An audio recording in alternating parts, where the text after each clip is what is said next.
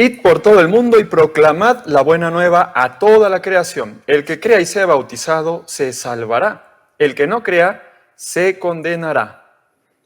Palabras muy preciosas de la misión que encontramos en el Evangelio según San Marcos, capítulo 16, versículo 15. Estamos retomando, queridos amigos, bienvenidos, estamos retomando esta serie, así podemos llamar este cursito, sobre los primeros cristianos. Después de un largo tiempo, les damos la bienvenida a ustedes y también a quien nos vuelve a acompañar, el padre Pierre Martínez Valencia. Bienvenido, padre, ¿cómo está? Muy buenos días, buenas tardes para toda la gente que nos escucha, buenas noches tal vez, para todos los que nos escuchan en las distintas plataformas que tiene Nuestra Señora del Encuentro, por la señal abierta, por las redes sociales. Para mí un gusto nuevamente encontrarnos para seguir, ¿no? este itinerario de conocimiento de los primeros cristianos tan hermoso y tan edificante para toda la iglesia del mundo de hoy. Para poder entender qué somos nosotros, es importante saber qué vivimos, ¿no? Desde el principio, desde la predicación del Evangelio, de los albores de la predicación del Evangelio. Entonces viene muy bien el ir tocando estas cosas para que nuestros oyentes, televidentes, ¿no? puedan tener un conocimiento un poquito más preciso de la realidad de la iglesia, de la realidad histórica de la iglesia, para que puedan tener también conocimiento de la realidad actual de la iglesia. Es verdad, padre. Muchas gracias por estarnos ayudando a través de toda esta serie a situarnos realmente en quién es el cristiano, quién es Cristo, cómo debemos obrar. Y padre, estoy recordando que no nos encontramos desde pocos días antes de empezar la Semana Santa. En ese momento estábamos rezando por la salud del Papa Francisco y nadie se iba a imaginar que justo iba a fallecer el lunes del Ángel. Ahora tenemos al Papa León XIV, ¿no? Que está, cuando estamos dando grabación a este programa, pues ni siquiera 60 días todavía de gobierno en la Iglesia. Qué bendición, qué providencia, qué mensaje nos deja esto, padre Pierre. Bueno, la gran alegría, ¿no? de que Cristo nuestro Señor, que es el buen pastor y que pone, digamos, en la iglesia pastores para que puedan guiarla, para que puedan conducirla. Nosotros en doble alegría, ¿no? porque el Papa es peruano, ¿no? es norteamericano peruano, no solamente por razón de sus documentos de identidad, sino en razón de la experiencia pastoral vivida, porque la experiencia la ha tenido principalmente en el Perú, como sacerdote, como obispo, como misionero, llegando a lugares recónditos, lugares alejados, a lugares de periferia, ¿cierto? En donde ha dado, ¿no? una muestra del testimonio de Cristo, y eso para nosotros es una inmensa alegría porque, conoce nuestra realidad, sabe de lo que somos nosotros, sabe de lo que es nuestro país, sabe de lo que es nuestra situación eclesial, y eso para nosotros es una ventaja, ¿no? En la Iglesia del Perú se ve enriquecida por la figura de un papa que es peruano, ¿cierto? Por su doble nacionalidad y por razón de su trabajo, y después por un papa que para colmo se llama León, ¿no? Y que se ha puesto ese nombre de León viendo con gran inteligencia la realidad que nos toca vivir en este mundo, de nuevos cambios, de cambios acelerados, de cambios revolucionarios, y que evoca, ¿no? a una mente brillantísima, como fue la mente del Papa León XIII, ¿no? Al menos el primero y el último de los leones. Los otros también tienen grandes cosas y significativas, pero el primero y el último de los leones en la historia de la iglesia marcan un camino a la iglesia. León Magno es magno por la cantidad de cosas grandes que hizo, por enfrentarse a gente que venía a destruir la ciudad de Roma en varias circunstancias, por ponerse firme como el buen pastor. Y el Papa León XIII, la gran inteligencia de la iglesia, tal vez el Papa más sabio del siglo XIX, siglo, en donde aparecían un montón de situaciones de revoluciones y de revueltas, el más tomista de los papas de los últimos tiempos, era dominico y hacía gran honor a su escuela dominica, principalmente la escuela tomista, escritor prolífero de encíclicas maravillosas que ojalá Dios quiera pudiéramos nosotros leerlas, porque nos enriquecerían y nos harían ver cuál es el problema que estamos viviendo hoy día con el liberalismo, con el comunismo, con digamos, esa perspectiva que lucha contra la dignidad de la persona. Tantas cosas por decir del Papa León XIII, y el Papa León XIV se pone ese nombre, es un nombre realmente muy significativo. Si es que más o menos conocemos la historia de los últimos tiempos, es un nombre muy significativo. Así es, padre. Muchas gracias por darnos ese panorama, ¿no?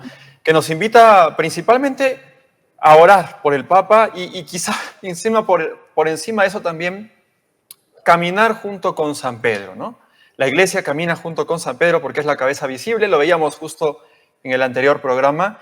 Y ya, padre Pierre, para este programa, pues cuéntenos, ¿no? ¿A qué vamos a pasar en esta ocasión? Sí, hoy día vamos a hablar de una realidad eclesial que en ese tiempo le llamaban iglesia, ¿cierto? Una diócesis le llamaríamos hoy día, que es una comunidad preciosa. Fue una perla de la iglesia primitiva. La comunidad de Antioquía, la iglesia de Antioquía, ¿ya?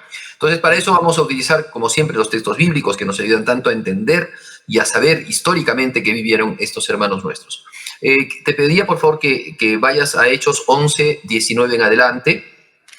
Muy bien, padre. Usted me indica cuándo detenerme. ¿Qué es esa iglesia de Antioquía? Sí. Los que con motivo de la persecución suscitada por lo de Esteban se habían dispersado, llegaron hasta Fenicia, Chipre y Antioquía, no predicando la palabra más que a los judíos. Pero había entre estos algunos hombres de Chipre y de Cirene, que llegando a Antioquía predicaron también a los griegos, anunciando al Señor Jesús. La mano del Señor estaba con ellos, y un gran número creyó y se convirtió al Señor. Llegó la noticia de esto a los oídos de la iglesia de Jerusalén, y enviaron a Antioquía a Bernabé, el cual, así que llegó y vio la gracia de Dios, se alegró y exhortaba a todos a perseverar fieles al Señor, porque era hombre bueno y lleno del Espíritu Santo y de fe. Y se allegó al Señor numerosa muchedumbre.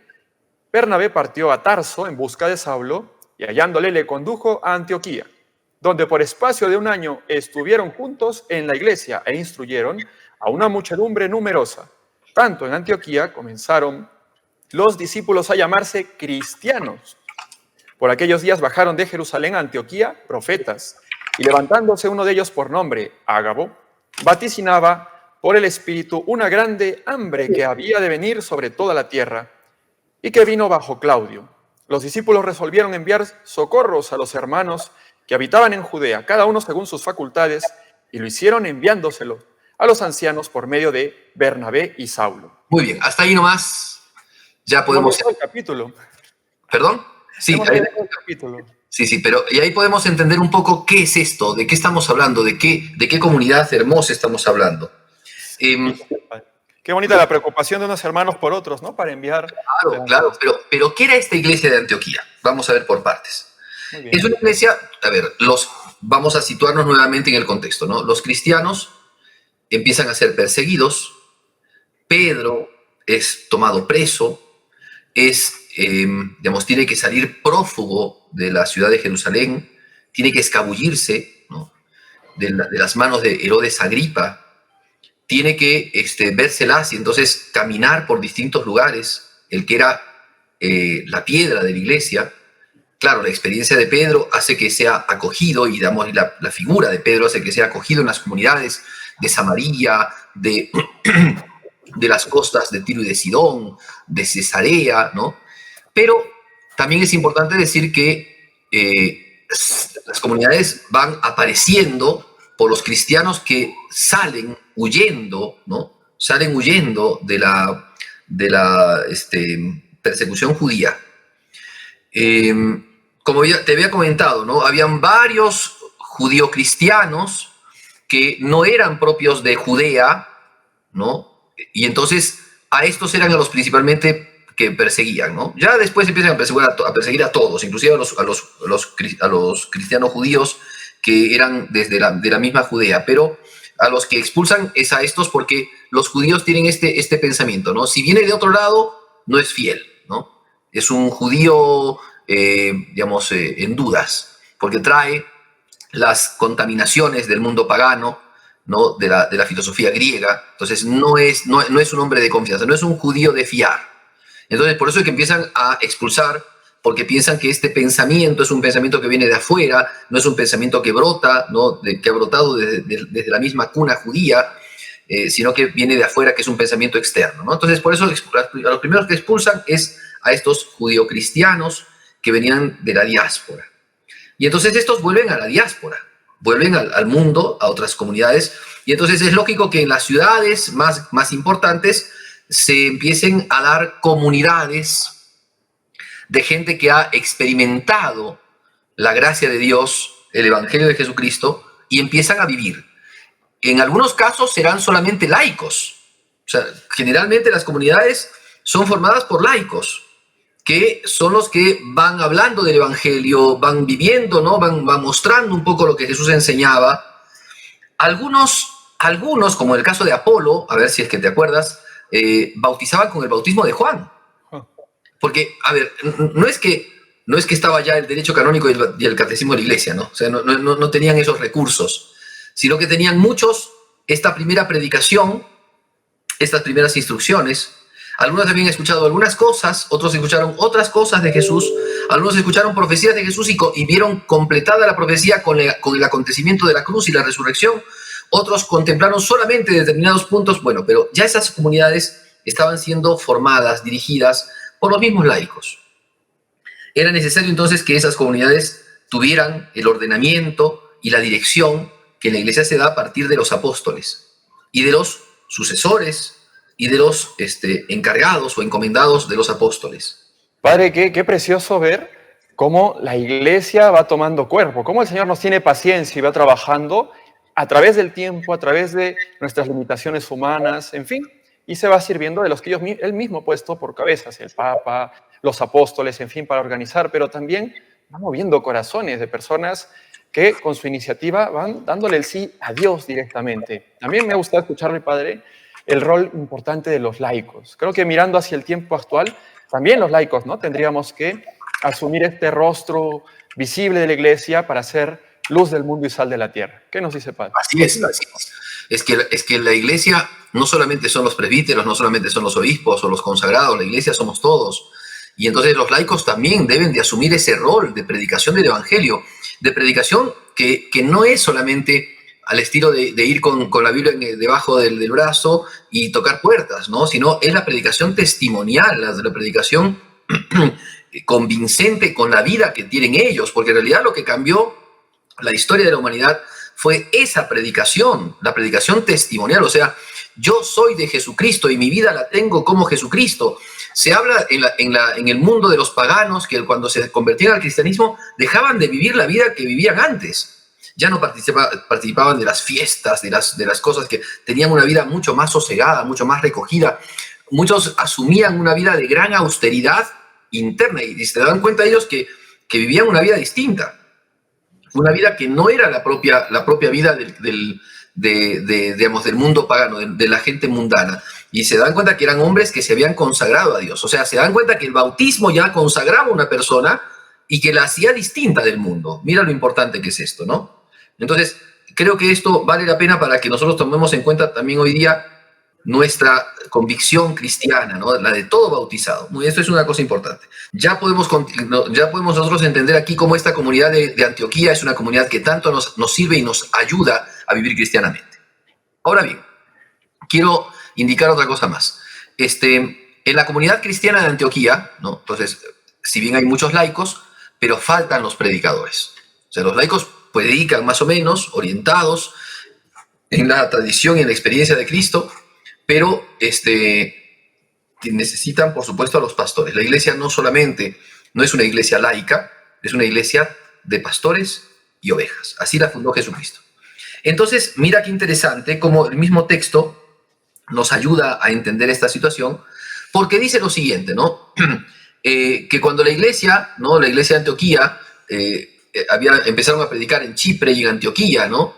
Llegó las palabras de Dios a los judíos, y no solamente a los judíos, sino a los paganos, ¿cierto?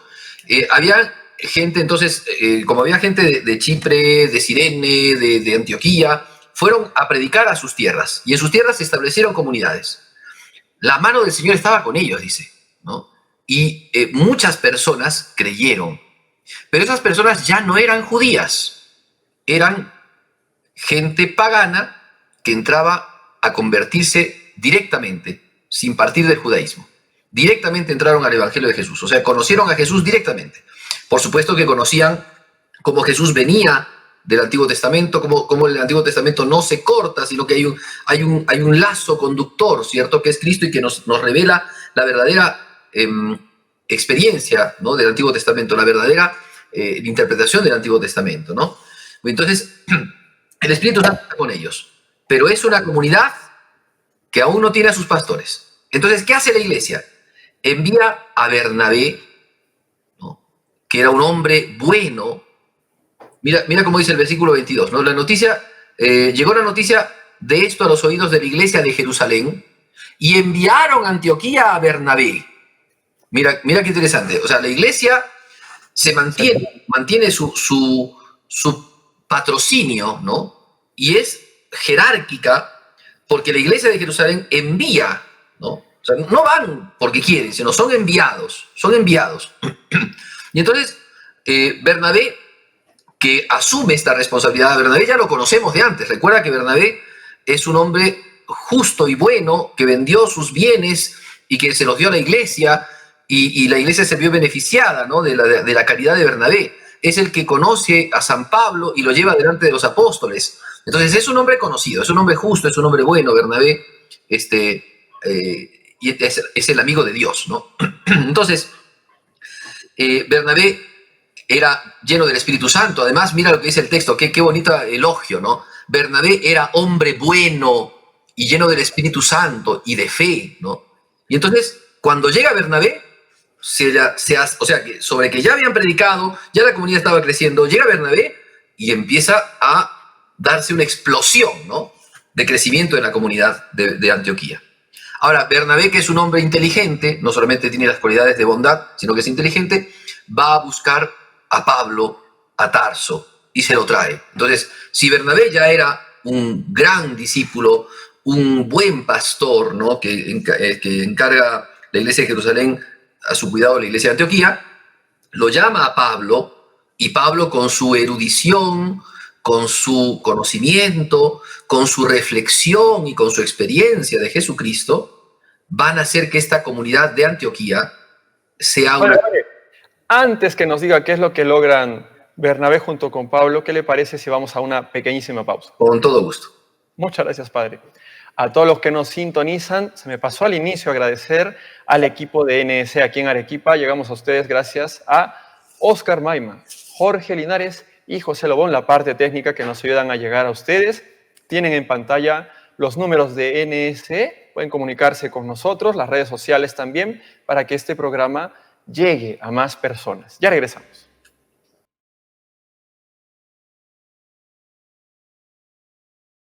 Volvemos, queridos amigos. Ya lo saben que NS quiere llegar a todos los corazones y para eso necesitamos no solo su colaboración económica, sino también mucho sus oraciones. Contamos con ustedes y rezamos unos por otros. Estábamos desarrollando junto al Padre Pierre la iglesia de Antioquía. En los primeros cristianos vamos viendo ya cómo va tomando cuerpo la iglesia a través de los pastores y también los laicos. Qué importancia esta unidad y esta presencia común. Padre Pierre, usted antes de, en el anterior bloque nos mencionó esto de ser creíbles. Qué precioso mensaje, ¿no? Qué aliento que nos dan los primeros cristianos a que nosotros hoy también veamos qué me está faltando para ser creíble y que demos el paso según la voluntad de Dios, ¿no? Así es. O sea, nuestra vida cristiana consiste en eso, ¿no? En ser testigos, ¿no? La credibilidad de nuestra fe no viene tanto por las palabras que decimos, sino por la vida que llevamos. Si condescendemos, si nosotros somos coherentes con lo que predicamos, con la palabra, entonces nuestra fe es una fe creíble, ¿no? Es una fe testimonial y es una fe que arrastra, porque es una fe ejemplar. Muy bien, entonces te estaba contando que San Bernabé y San Pablo llegan a Antioquía, ¿no? O sea, Bernabé lo fue a buscar a Tarso, a Pablo se lo lleva a Antioquía, y en Antioquía empiezan a predicar los dos, ¿no? Bernabé con su obediencia, ¿no?, que viene de Jerusalén, o sea, es un hombre obediente, y Pablo con la iniciativa de Bernabé que le pide ayuda, y entonces empieza a predicar nuevamente. Después de un tiempo, empieza a predicar en la iglesia, esta vez en la iglesia pagana porque no viene del judaísmo, sino que viene del paganismo, ve Antioquía. Ahora, para esto quiero contarte un poco dónde queda Antioquía, porque esto es importante. Antioquía no es una tierra de judíos, está fuera del mundo judío, estaba al norte. Antioquía queda al norte de Jerusalén, bastante al norte. Es Antioquía de Siria. Ahora, actualmente esa tierra de Antioquía, según el mapa nos muestra, es que está como en el límite entre Turquía y entre Turquía y Siria. Y ahora esta ciudad pertenece a Turquía, pero antes pertenecía a Siria. De hecho, se la conoce como Antioquía de Siria, ¿no? En Antioquía hay varias ciudades que nosotros conocemos, ¿no? Como por ejemplo está Damasco, ¿no? Hay ciudades que son antiquísimas y que también son bíblicas algunas. Entonces, bueno, Antioquía era una de estas ciudades. Y era una ciudad muy próspera, muy próspera. Era una ciudad grande, cultural, era un polo comercial, era un centro de encuentro, era un lugar de paso entre Oriente y Occidente. Entonces, había mucha gente que venía a Antioquía, que vivía en Antioquía, que comerciaba en Antioquía, que peregrinaba por Antioquía. Entonces, era una ciudad grande, grande. De hecho, las sedes eclesiales, ¿no?, principales en la iglesia antigua son Jerusalén, Antioquía, Alejandría y después Roma, ¿no? Entonces, esas son las sedes más importantes. Después, pero muy posterior, ¿no?, vendrá Constantinopla, ¿no?, porque será la capital del imperio durante el tiempo del emperador Constantino. Pero antes eran estas iglesias patriarcales fundadas por los apóstoles. Muy bien, entonces tenemos aquí una ciudad que tiene una comunidad cristiana pujante, grande, una comunidad que ya está, atendida por San Bernabé, que es un delegado de la iglesia de Jerusalén, un colaborador de Bernabé, que es Pablo, que antes ha sido un fariseo perseguidor y ahora es un convertido predicador, sagaz predicador y prudente predicador de la palabra de Dios.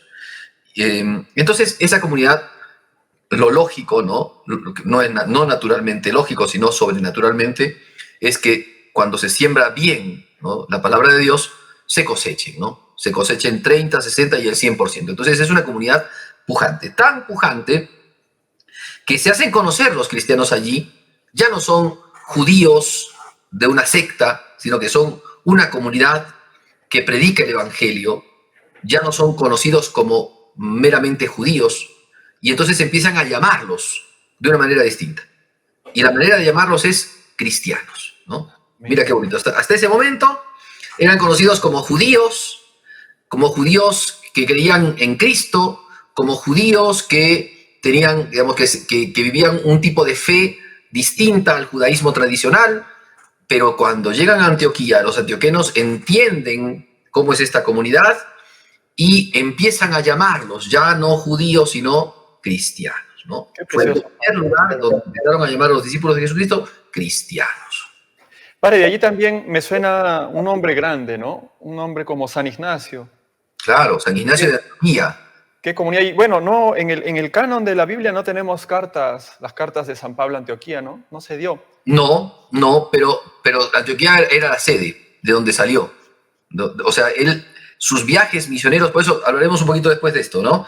Pero Antioquía, por eso es una ciudad, es una iglesia grande, fuerte, misionera, es una iglesia muy interesante, realmente muy interesante. Aparte, la experiencia de Antioquía, ¿eh? No solamente la cuestión de la comunidad, sino la experiencia antioquena es muy importante para la iglesia. Entonces, sigamos un poco acerca de este tema de Antioquía. Más o menos se entiende que esto es el año 47, ¿ya? Cuando Pablo llega y predica ese año con Bernabé, es el año 47, ¿ya? Más o menos. Ahora, los cristianos, ¿no?, te decía, eran directamente venidos del paganismo. Y como bien lo había entendido San Pablo, como bien lo había entendido San Bernabé a partir de la experiencia de San Pedro, porque acuérdate que hemos hablado de la experiencia de San Pedro cuando él va a bautizar al centurión Cornelio sin necesidad de meterlo en la sinagoga, sin necesidad de hablarle, sin necesidad, de circuncidarlo, directamente lo bautiza y el Espíritu Santo viene sobre él. Entonces, en esta experiencia, aplican la experiencia petrina, ¿no?, Pablo y Bernabé, y a esa comunidad de gente pagana de gente que ha adorado ídolos, no ha estado en contacto con el Dios de Israel, sino ha sido adoradora de distintos ídolos, ¿no?, que habían en el ambiente. De repente dejan la adoración de los ídolos, dejan el paganismo, y la manera de insertarlos al cristianismo no es dándoles la ley de Moisés, no es dándoles la circuncisión, no es dándoles el precepto sabático, ni la peregrinación a Jerusalén, ni la purificación judía, ni la alimentación judía, sino es con el bautismo. Y entonces ahí empieza la cuestión, porque es el bautismo lo que los insertó en la iglesia. Y esta comunidad de Jerusalén, entonces, es una comunidad que vive una experiencia distinta a la comunidad, perdón, esta comunidad de Antioquía es una comunidad que vive una experiencia distinta a la comunidad de Jerusalén. Porque la comunidad de Jerusalén ha vivido en el judaísmo y ha tenido la experiencia de Cristo, y ha tenido el bautismo de Cristo y la venida del Espíritu Santo. Pero siempre bajo la tutela y el ayo de la ley judía. En cambio, la comunidad de Antioquía ya no tiene el ayo, como dice San Pablo, ¿no? Ya no tiene el ayo, digamos, el bedel, ¿no?, el encargado, ¿no?, el que va administrándole las cosas como en el judaísmo para los judíos, sino que es ahora una iglesia que viene de la misma predicación de los apóstoles. Wow, Padre, qué especial que es esta iglesia, ¿no? Y dentro de todo, Padre, también, esto no significa, yo qué sé, una ruptura con lo que es el judaísmo, porque realmente el cristianismo es el judaísmo que acogió al Mesías de la promesa, que acogió a nuestro Señor Jesucristo, ¿no?, encarnado, el Verbo de Dios. Entonces, qué bonito también no olvidar eso. Pero ¿qué es lo que quiere el Señor? ¿Cuál es su voluntad? Aquí ya se va viendo, ¿no?, más claro en Antioquía, esta palabra que coincidentemente empezamos en el programa, ¿no?, y anunciar la buena nueva a todo el mundo. Claro. La verdad es que con solo el judaísmo no se iba a llegar a todo el mundo, ¿no? Claro, y empezar, qué línea tan bonita empezar con el bautismo. Exactamente, porque mira, además, el judaísmo, ¿no?, era la manera como Dios se reveló antes de Jesucristo. Después de Jesucristo, el judaísmo tiene que entrar en la vida cristiana, tiene que entrar, ¿no?, para que llegue a la plenitud, tiene que entrar a la vida cristiana. Si no entra en la vida cristiana, se quedó en la mitad de camino. Y entonces el judaísmo legal y el judaísmo ritual, no tienen ya nada que ver con los que vienen del paganismo. Solamente los rituales judíos y la legalidad judía son una manera de enseñanza como en imagen de las realidades que va a insertar Jesucristo. Entonces, sí que van a servir como historia, sí que van a servir como profecía, sí que van a servir como imagen de instrucción para los cristianos, pero propiamente la legalidad, la realidad, ¿no?, judía, digamos, de la vida tradicional judía no les va a servir a los cristianos. No es lo que Dios les está pidiendo. Entonces, esto que ya los apóstoles han podido constatar y han podido experimentar, eso entonces es lo que predican en Antioquía. Entonces tenemos, como te digo, una iglesia que tiene una experiencia distinta. O sea, tiene la experiencia de Cristo, pero el subyacente, el piso, no es el judaísmo. El piso ya es el mundo que estaba en tinieblas y vio una gran luz. El mundo que no conocía a Dios y que empezó a conocerles porque Dios brilló. Entonces, ese es el mundo de Antioquía y es el mundo pagano. Ese es el contacto. Y eso es lo original y, digámoslo así, lo transformativo de la comunidad de Antioquía, que después será el origen, después será el fermento para la predicación universal del Evangelio. No hay que olvidarse que este mismo hombre del que hablaste tú, Ignacio de Antioquía, es el que llamará a la iglesia fundada por Jesucristo en Antioquía y capaz de llegar al mundo entero y predicar al mundo entero, le va a llamar católica, que significa universal, ¿no? Entonces, la iglesia no se restringe, en Antioquía la iglesia no se restringe a un grupo de personas, no es una élite, no es, un grupo que segrega, no es un grupo que se sectarea, ¿no?, que se sectorea, o sea, que se vuelve secta. No, es un grupo abierto absolutamente a todos. No hay judío ni gentil, esclavo, libre, hombre o mujer. Todos somos, como dice San Pablo, todos somos en Cristo hermanos. Todos somos uno en Jesucristo.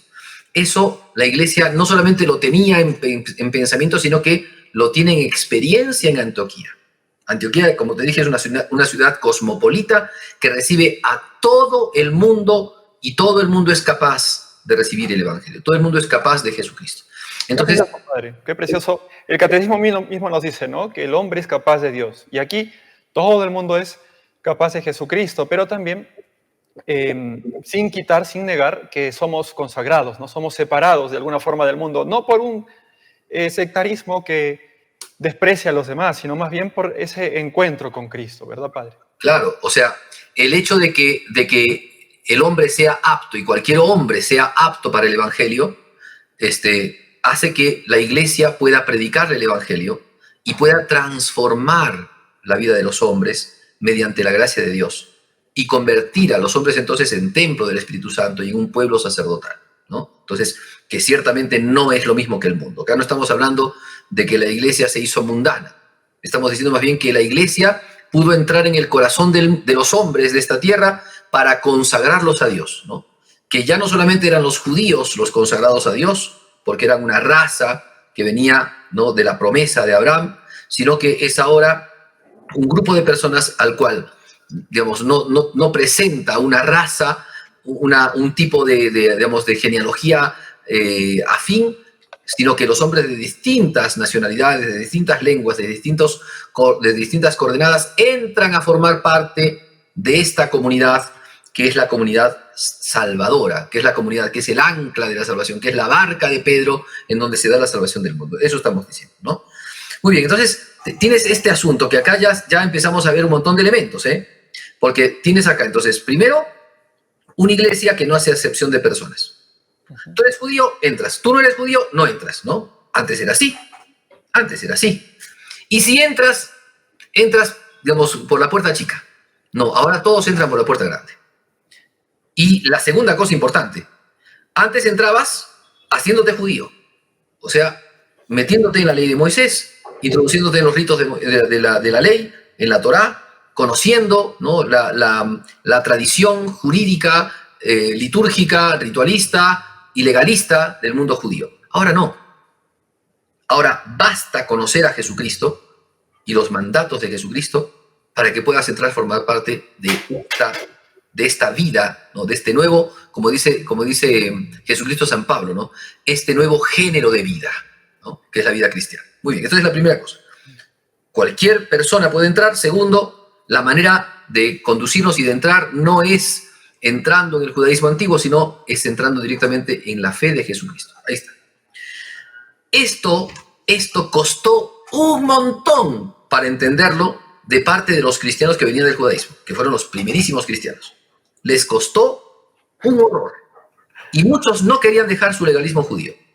Muchos querían mantener el legalismo, o sea, querían que los paganos se circuncidaran y empezaran a comer la comida judía y que empezaran a purificarse como los judíos y que empezaran a cumplir con el sábado y que les indignaba que los cristianos pudiesen, por el bautismo, recibir la promesa de la vida eterna, ¿no?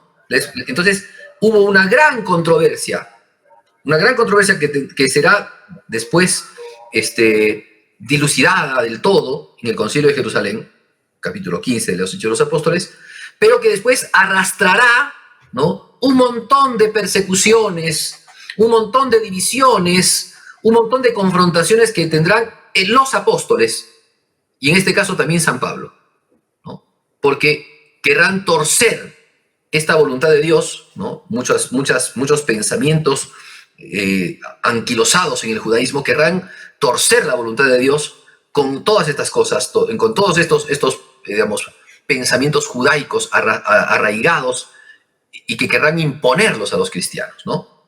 San Pablo tiene frases muy duras después en sus cartas para referirse a estos que se creían superapóstoles y que ni siquiera tenían relación con los apóstoles.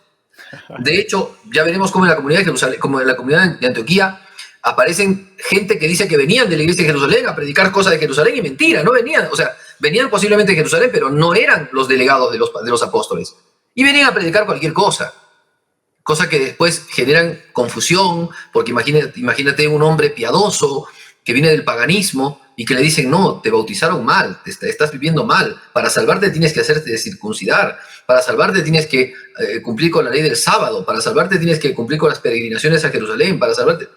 Entonces, se arma una confusión entre los cristianos de a pie, y por eso tienen que salir a tallar nuevamente los apóstoles. Pero ya tenemos aquí, entonces, una comunidad, como te dije, una comunidad sui generis, una comunidad con una ley que es propiamente el Evangelio, y que ya ha desarraigado las costumbres judías, ¿no?, legalistas, ritualistas, que no tienen ya nada que ver con el cristianismo, ¿no?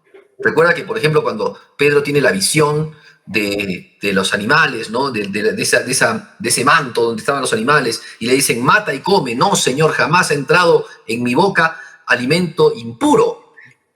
Bueno, imagínate para un judío ver que es hermano suyo un pagano que come chancho, que come cualquier animal, ¿me entiendes?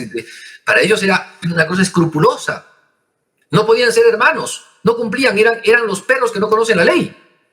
Entonces, había una cuestión muy fuerte, ¿no? Para muchos judíos cristianos había una cosa muy fuerte. Bueno, padre, es algo digno de discernir, ¿no? En algún momento San Pablo le va a llamar la atención a San Pedro. En otro momento también vamos a ver a San Pablo, yo qué sé, hizo ayuno, se cortó el cabello, se rapó la cabeza. Entonces, pues hay detalles, ¿no?, que toca hasta discernir, ¿no? Hasta qué punto nos pide el Señor a cada uno en el quehacer. Y qué bonito viendo estas dos notas que usted nos pone en la iglesia. Padre, ya le tengo que interrumpir brevemente, nos viene el siguiente corte. ¿Qué le parece? Muy bien.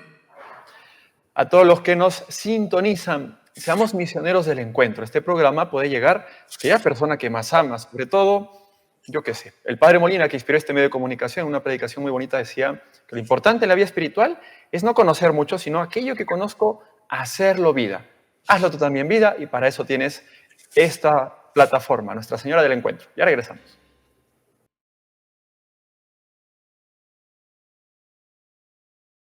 Volvemos con el último bloque de este programa, Hacia el Encuentro con Dios. Estamos conversando junto al padre Pierre respecto a la iglesia de Antioquía, cómo empezó esta iglesia y qué valiosa que va a ser, qué preciosa, da santos a la iglesia y cuánta luz para iluminar el camino que Dios tiene para la iglesia universal, la iglesia católica.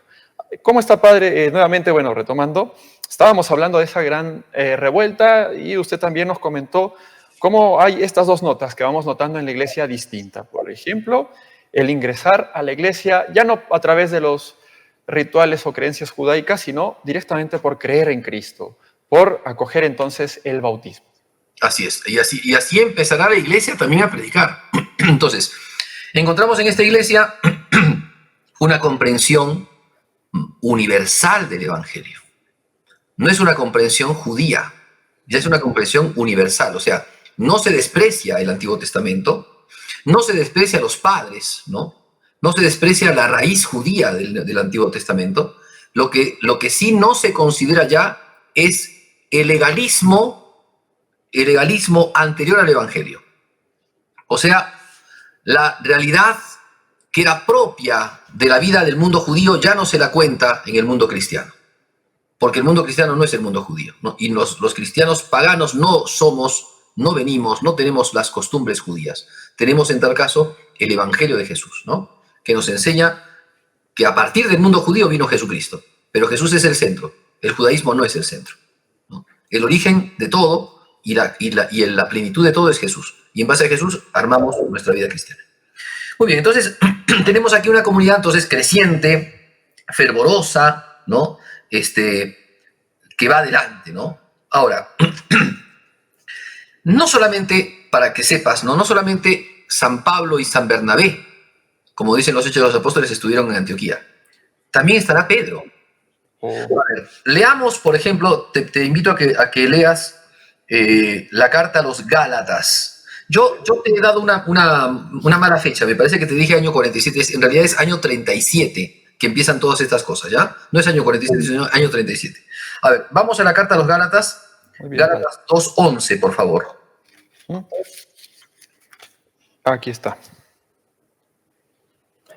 Pero cuando Cefas fue a Antioquía, en su misma cara le resistí, porque se había hecho reprensible, pues antes de venir algunos de los de Santiago comía con los gentiles, pero en cuanto aquellos llegaron, se retraía y apartaba, por miedo a los de la circuncisión. Y consintieron con él en la misma simulación los otros judíos, tanto que hasta Bernabé se dejó arrastrar a su simulación. Pero cuando yo vi que no caminaban rectamente según la verdad del Evangelio, dije a Cefas, delante de todos, si tú, siendo judío, vives como gentil y no como judío, ¿por qué obligas a los gentiles a judaizar? Nosotros somos judíos de nacimiento, no pecadores procedentes de la gentilidad. Y sabiendo que no se justifica el hombre por las obras de la ley, sino por la fe en Jesucristo, hemos creído también en Cristo Jesús, esperando ser justificados por la fe de Cristo y no por las obras de la ley. Pues por estas nadie se justifica.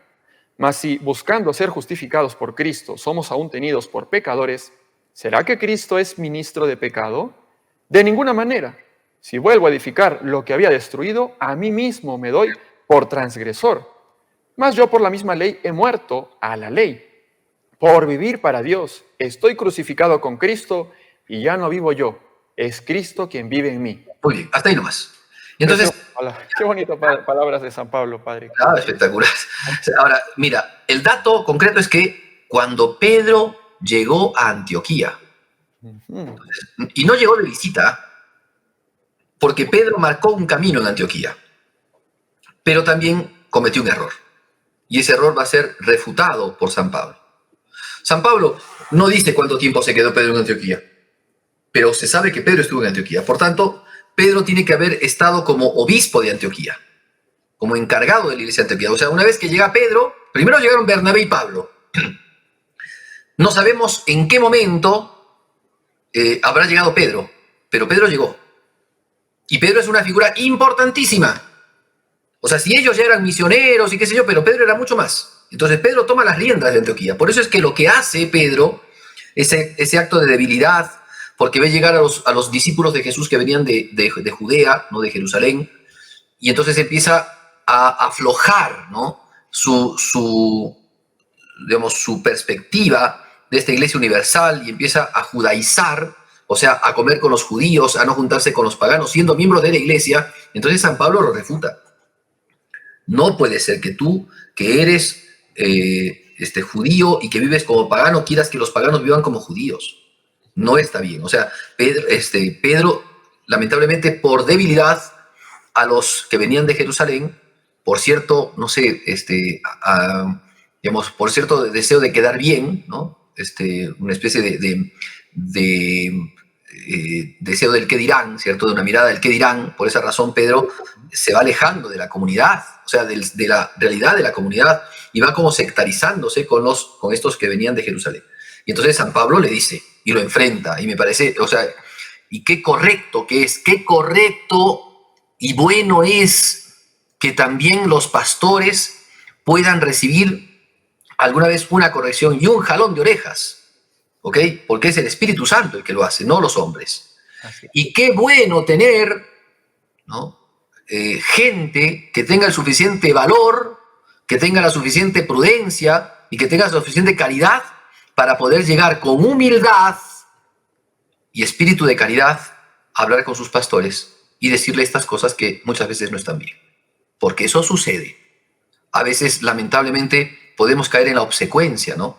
De decir que todo lo que hace el pastor, ya todo es bueno. Ya todo es bueno. No es así. Somos humanos y nos podemos equivocar. Pedro se equivocó, siendo papa se equivocó. Pero tuvo un Pablo que lo pudo corregir con mucha caridad. Pues Dios quiera que hoy también las almas cristianas no sean obsecuentes. No se trata de hablar mal de nuestros pastores, no se trata de quejarnos y de murmurar, no. Se trata de, con caridad y humildad, por el bien de la iglesia, decir las cosas, plantear las dudas, preguntar. Y también, por supuesto, ¿por qué no? También corregir de manera humilde y filial, como lo hizo San Pablo, ¿no? Dios quiera que tengamos siempre en la iglesia hombres y mujeres que estén a la altura de poder corregir sin dañar, que estén a la altura de poder corregir y enseñar, y que estén a la altura de ser dóciles al Espíritu Santo, que nos mueve también a hacer esas cosas valientes, como una Santa Catalina, ¿ah? La Santa Catalina de Siena, que no tuvo ningún problema de andar corrigiendo a varios papas, ¿ah? No fue a un solo papa. A varios papas los anduvo corrigiendo y los puso en su lugar, siendo una mujer laica, cristiana. Ni siquiera era un obispo. Y monja de clausura, ¿no? Entonces, qué bonito, padre. Cómo es la iglesia tan bella y qué hermosa que es ser creíble, ¿no? La verdad en la caridad. Este llamado de atención de San Pablo, muy correcto, como usted lo dice, las cosas en su propia y justa medida. El texto que me hizo leer, padre, también muestra algo que llama la atención, ¿no? Habla de la justificación por creer en Cristo. Y entonces, padre, si usted nos puede ayudar a marcar la diferencia, ¿no? En las obras que son buenas, que no las quita nadie, pero son un fruto más bien de esta justificación de creer en Cristo, ¿no? Claro, lo que pasa es que ahí estaba el tema de la dialéctica que había entre los judíos cristianos y los cristianos del paganismo. Porque muchos judíos cristianos estaban arraigados a la letra, o sea, arraigados a la cuestión del cumplimiento de la ley, pero sin Cristo, sin amor a Jesucristo. Sencillamente porque había que cumplirla, porque la ley de Moisés mandaba esto y el cumplimiento puramente externo. O sea, lo que dice Isaías, ¿no? Hacen ayunos entre peleas y conflictos. O sea, ¿de qué sirve un ayuno entre peleas y conflictos? Por favor. O sea, el ayuno es un acto de penitencia en donde humildemente le pido perdón a Dios, pero estoy siendo altivo con mi prójimo y tratándolo mal. Entonces, el acto externo, el acto ritual, el acto legal por sí mismo, no justifica, no hace nada. El acto humano, natural, no justifica para la vida eterna. Lo que justifica es lo sobrenatural, la gracia que se da a partir de la vida de la fe. Entonces, por eso es que San Pablo dice claramente, ¿no? Es la fe en Jesucristo, es la fe en Jesucristo la que hace que nosotros podamos hacer después actos que puedan ser meritorios. Pero sin la fe, sin la realidad de la fe, los actos en sí mismos no tienen sentido. Por más ley que cumplas, por más que la ley haya sido establecida por Dios mismo, no la hizo, digamos, en orden a dar ya la salvación, sino en orden a apuntar a la gente, a direccionar a la gente hacia Jesucristo. Eso es lo que el sentido de la ley. Por eso decía San Pablo, era el ayo, era como el cuidante, como el guardián que iba custodiando, ¿no?, a los hombres para que pudiesen acoger después a Jesús. La ley, después de Jesucristo, ¿cierto?, es sencillamente, ¿no?, un recuerdo de lo que Dios hizo, y posteriormente la ley de Jesucristo, que es la ley de la caridad, enciende la ley nuevamente para que podamos cumplirla, pero de una manera distinta. Es decir, nunca Jesucristo vino a destruir los mandamientos, vino a darles pleno cumplimiento. Y el pleno cumplimiento fue el dar la caridad como principio de todo, ¿no? El amor a Dios y el amor al prójimo como principio de todo, para que después no se robe, no se mate, no se adultere, no se cometa calumnias y cosas por el estilo, ¿no? Entonces, esa es la cuestión de la fe. Pero quiero terminar con esto, ¿no? Porque me imagino que ya se nos acaba el tiempo. Quiero terminar con la cuestión de San Pedro en Antioquía. Pedro está en Antioquía. O sea, Pedro sabemos entonces que ha llegado a Antioquía y se ha quedado un tiempo en Antioquía. Hay una tradición de la iglesia de Antioquía que habla de la cátedra de San Pedro en Antioquía. O sea que San Pedro, que es el Papa, tuvo una primera cátedra, que no fue Roma, fue Antioquía. Después fue a Roma y fundó la iglesia de Roma. Pero antes la iglesia de Antioquía entonces estará bajo su tutela. Por eso es que dicen muchos que San Ignacio de Antioquía sería el sucesor de San Pedro. No sabemos cuántos obispos habrán entre San Pedro y San Ignacio de Antioquía, posiblemente uno, o tal vez ninguno, no lo sabemos. Lo que sabemos es que Pedro fue obispo de Antioquía y estuvo trabajando como pastor en Antioquía y dirigía la iglesia desde Antioquía. Y después tuvo sus sucesores, ¿cierto?, que no serán los romanos pontífices, sino que serán, digamos, los obispos de Antioquía, ¿cierto?, pero que no heredarán de parte de Pedro, no heredarán, ¿no?, la cátedra, sino que sencillamente Pedro pasa, pero no es la sede propiamente de Pedro. O sea, estuvo en Antioquía como obispo, pero después Pedro irá a Roma, y Roma será fundada entonces en la sede de Pedro, y allí se establecerá el principio del papado, no en Antioquía, ¿no? Aunque Antioquía fue el origen, pero no será allí donde se realice el primado, sino en la iglesia universal manifestada en Roma, porque también Roma tiene esa característica de universalidad, porque Roma era la capital del mundo. Bien, entonces, ese es el sentido, ¿ya?, de lo que quería comentarte. Muy bien, entonces ya más o menos tenemos una idea de la iglesia de Antioquía. Tal vez un puntito más. De Antioquía salen los misioneros. De Antioquía sale Pablo, no los grandes, o sea, no significa que de otros lugares no hayan salido. De hecho, los apóstoles fueron de Jerusalén a todo el mundo. Pero Antioquía es la tierra misionera de la que saldrán los misioneros al mundo pagano. Los misioneros que van a enseñar el evangelio que predica San Pablo, que predica Bernabé, que predica Lucas, que predica Marcos, que predica Apolo, que predica, no sé, ¿cómo se llama? Tito, que predica Timoteo, ¿no? Es el evangelio de Jesucristo que es predicado a partir de Antioquía. Es la que los va a impulsar. De Antioquía van a salir, ya veremos el capítulo 13, de Antioquía salen los misioneros. Sale San Pablo y Bernabé a hacer sus viajes apostólicos, que serán trascendentales para la vida de la iglesia. Bueno, gracias, Padre, por dejarlo claro, ¿no? Antioquía también sufre persecución. La primera persecución la hemos visto en Jerusalén. Claro que ha sido como un poco menguada después de ciertos sucesos. Usted nos comentó, por ejemplo, cuando le piden a San Pablo que se vaya para no tener tanta fricción. Qué llamativo, cuántas cosas que pasan en la iglesia y cómo va Dios guiando, protegiendo, instruyendo y llevándonos a todo el mundo. Gracias, Padre, de verdad que cuando empezó esta serie, usted nos venía pues alentando, ¿no? Aquí vamos a ver los viajes y ya estamos viendo cómo la iglesia salió, rompió ese cascarón. Ya estamos viendo también estas notas tan importantes de no ser una campana que suena, ¿no? Esta caridad, qué importante, en cuestiones muy prácticas, ¿no? La iglesia unida, la iglesia que se preocupa por los otros, incluso también en una corrección. Qué importante, ¿no? Qué importante. ¿Y a quién? ¿A quién se atrevió San Pablo a hacerle la corrección? Qué bonito, Padre. Bueno, como nos está ganando el tiempo, le invito entonces a hacernos una última palabra y después de eso, su bendición, por favor. Sí, no olvidarse entonces de que la iglesia no es misionera por estrategia. La iglesia no es misionera porque le cae bien ser misionera. La iglesia es misionera por esencia, porque la iglesia empezó con el mandato de Jesucristo: id por todo el mundo y predicad el evangelio.